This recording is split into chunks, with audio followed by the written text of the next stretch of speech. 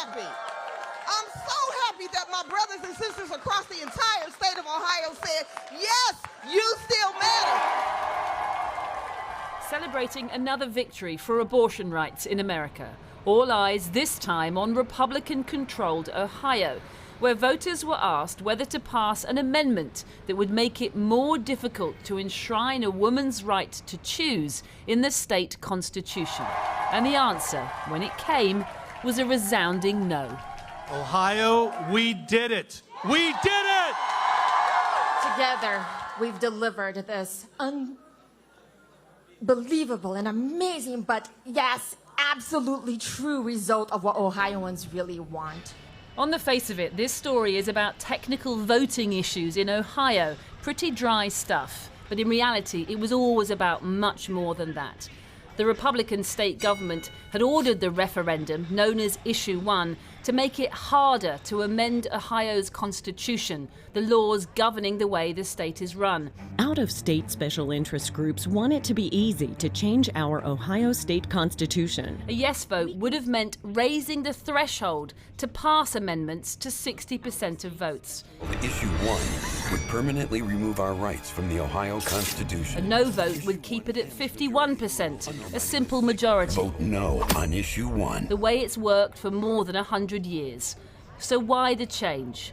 Well, many Republicans themselves admitted this was essentially a preemptive strike designed to see off an upcoming vote that, if passed, would amend the Constitution to protect abortion rights in Ohio. Republicans like the Secretary of State, who certainly wasn't mincing his words. Some people say this is all about abortion. Well, you know what?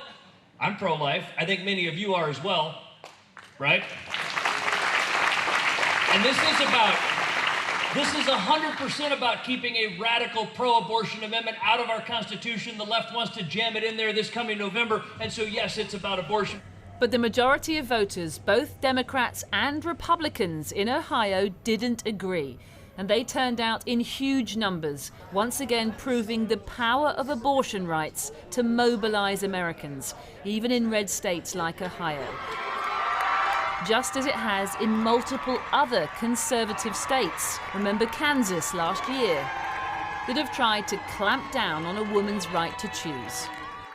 What's playing out in Ohio all began here at the Supreme Court in Washington, D.C., where conservative-leaning justices last year struck down the constitutional right to an abortion that had been in place in this country for nearly 50 years and passed the polarizing issue of a woman's right to choose to individual states to decide for themselves.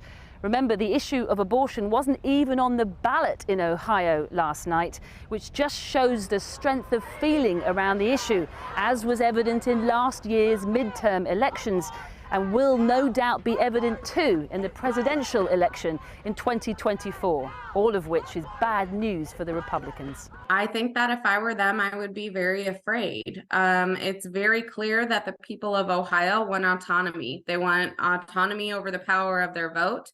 They want autonomy over their bodies. Their vote will reflect that this November, just as it did yesterday.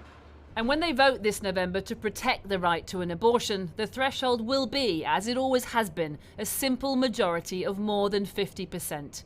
Given 57% voted against a measure to thwart those rights yesterday, it's pretty clear which way this is going.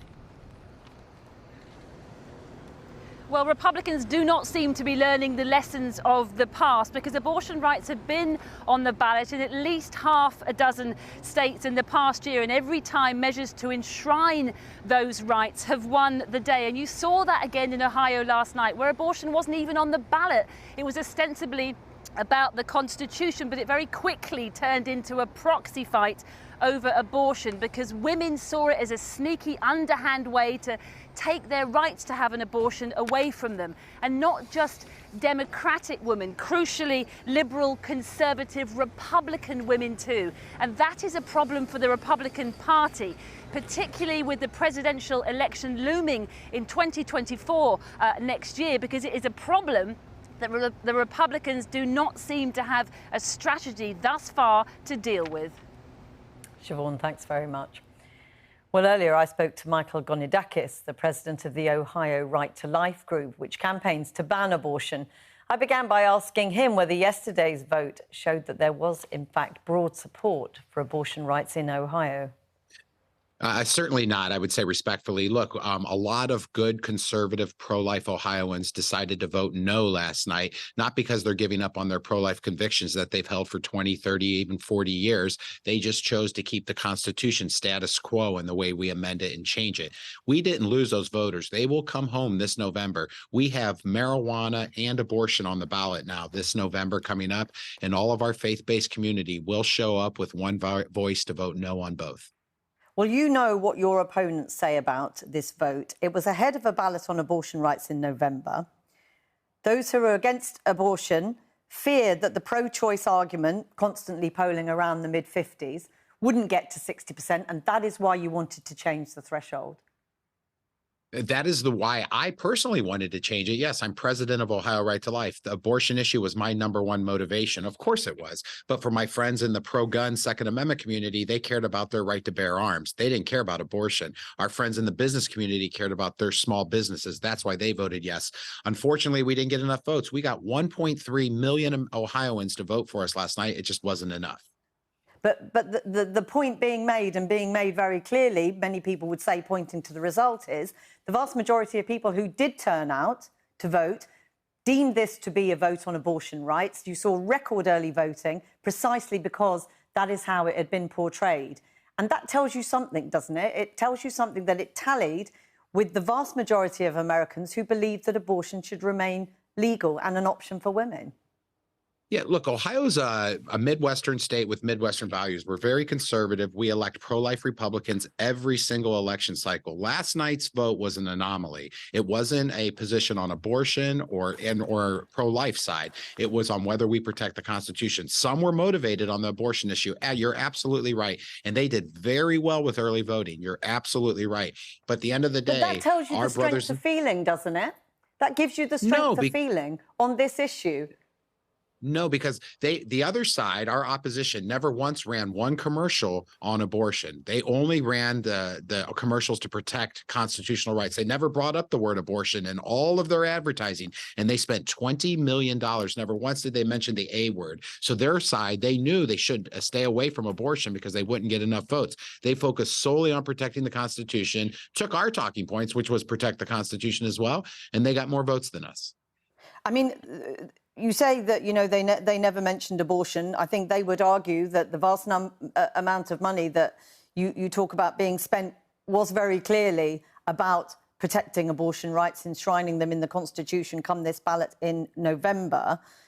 This is the 8th time abortion has effectively been on the ballot in state votes in the 14 months since the Supreme Court struck down Roe v. Wade.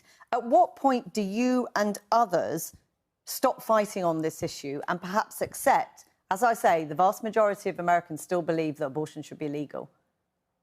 Well, we don't accept that. You know, at Ohio Right to Life, we passionately advocate every day from conception until natural death to protect all human beings, and we won't stop fighting. Look, at the end of the day, now we are going into November, and the sole issue of abortion on demand is going to be on the ballot.